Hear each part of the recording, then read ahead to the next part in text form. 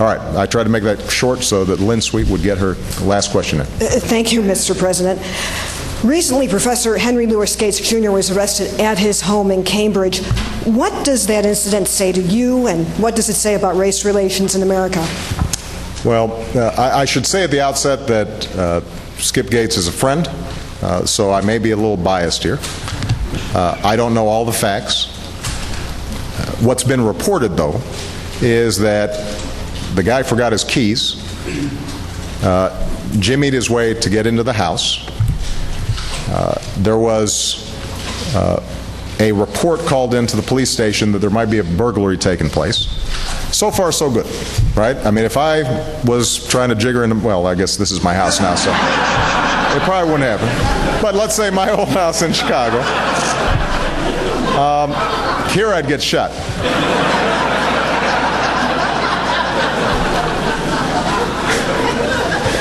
But so far, so good. They're reporting. The police are doing what they should. There's a call. They go investigate what happens. My understanding is, at that point, Professor Gates is already in his house.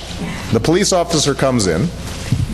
I'm sure there's some exchange of words, but my understanding is that Professor Gates then shows his ID to show that this is his house. And at that point, he gets arrested for disorderly conduct, charges which are later dropped. Now, I don't know, not having been there and not seeing all the facts, what role race played in that, but I think it's fair to say, number one, any of us would be pretty angry. Number two, that the Cambridge police acted stupidly in arresting somebody when there was already proof that they were in their own home. And number three, what I think we know separate and apart from this incident is that there is a long history in this country of African Americans and Latinos being stopped by law enforcement disproportionately.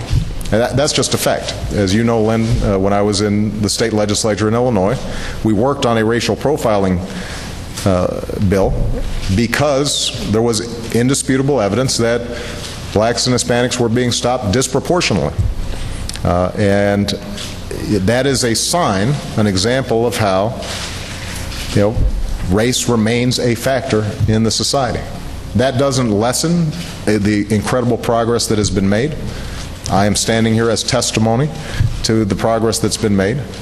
And yet, the fact of the matter is that this still haunts us.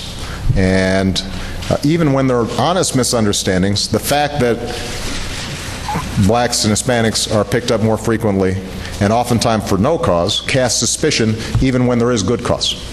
And that's why I think the more that we're working with local law enforcement to improve policing techniques so that we're eliminating potential bias, the safer everybody's going to be.